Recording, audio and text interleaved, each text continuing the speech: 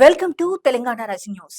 రాసి పెట్టుకో 2034 వరకు అధికారం మాదే, ఓటు మీది, రాష్ట్రాభివృద్ధి బాధ్యత మాది అంటూ సీఎం రేవంత్ రెడ్డి గారు వ్యాఖ్యానించారు. సొంత చెల్లి ఇంటి ఆడబిడ్డ కవితమ్మను, అలాగే 92 మాగంటి గోపీనాథ్ తల్లిని కష్టాల కడగళ్ల పాలు చేసిన కేటీఆర్ మహిళలకు ఏ న్యాయం చేస్తారంటూ నిలదీశారు సీఎం రేవంత్ రెడ్డి గారు. వచ్చే 8 ఏళ్లలో 100 ఏళ్లకు సరిపడా డెవలప్మెంట్ చేస్తామంటూ సీఎం రేవంత్ రెడ్డి గారు వ్యాఖ్యానించారు. కాంగ్రెస్ చేసిన అభివృద్ధి చెరిపేస్తే చెరిగిపోయేది కాదు, తెలంగాణను ప్రపంచ పటంలో నంబర్ 1 గా నిలబెట్టే బాధ్యత నాది, హామీ ఇస్తున్నానంటూ వ్యాఖ్యానించారు సీఎం రేవంత్ రెడ్డి గారు. ఇక్కడ మరొక ముఖ్యమైన అంశం చూసినాం. ఓట్ చోరీ కోసమే సార్ బీజేపీ, ఈసీ కలిసి దాన్ని సంస్థాగతంగా చేస్తున్నాయంటూ కాంగ్రెస్ పార్టీ అగ్రనేత గౌరవ శ్రీ రాహుల్ గాంధీ గారు పేర్కొన్నారు. మధ్యప్రదేశ్, మహారాష్ట్ర, ఛత్తీస్గఢ్ లలోనూ ఓట్ చోరీ, మా దగ్గర పక్కా ఆధారాలున్నాయి. దేశాన్ని విభజించేందుకు బీజేపీ, ఆర్ఎస్ఎస్ ప్రయత్నం చేస్తున్నాయి. ఇండియా కూటమి మాత్రం ఐక్యంగా ఉంచేందుకు కృషి చేస్తుంది.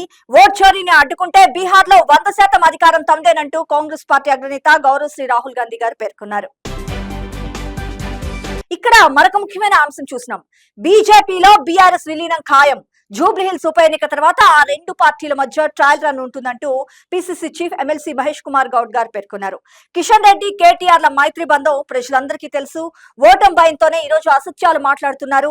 50,000 మెజార్టీతో నవీన్ కుమార్ యాదవ్ గెలుస్తాడంటూ ధీమా వ్యక్తం చేశారు. ఇక్కడ మరొక ముఖ్యమైన అంశం చూసినాం.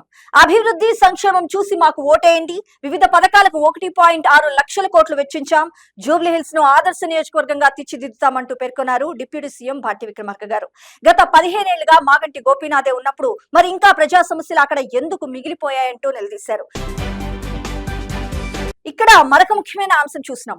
ప్రతిపక్షాలకు భంగపాటు తప్పదు, కాంగ్రెస్ వైపే జూబ్లీహిల్స్ ఓటర్లు. అభివృద్ధి, సంక్షేమే మా ఎజెండా. కులాలు, మతాలు, ప్రాంతాలకు అతీతంగా అన్ని వర్గాల ప్రజలను కలుపుకుపోయే కాంగ్రెస్ పార్టీ వైపే నియోజకవర్గ ఓటర్లంతా ఉన్నారంటూ రాష్ట్ర ఐటీ పరిశ్రమల శాఖ మంత్రి దుద్దిళ్ల శ్రీధర్ బాబు గారు వెల్లడించారు.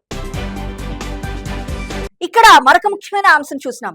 బీఆర్ఎస్ మాటలకు మోసపోవద్దు, 10 ఏళ్లలో జూబ్లీహిల్స్ లో ఎటువంటి అభివృద్ధి జరగలేదంటూ మంత్రి వివేక్ వెంకటస్వామి గారు పేర్కొన్నారు. నియోజకవర్గంలోని షేక్పేట, అంబర్లీ హైట్ వాసులతో ఆదివారం మంత్రి గారు సమావేశమయ్యారు. ఈ సందర్భంగా గతంలో బీఆర్ఎస్ ప్రభుత్వం ఇక్కడ ఎలాంటి అభివృద్ధి పనులు చేయలేదని, తాను ఇన్ఛార్జ్ మంత్రిగా ఉంటే ఈ ప్రాంతంలో 1,40,00,000 రూపాయల నిధులతో అభివృద్ధి పనులు చేయించారంటూ పేర్కొన్నారు.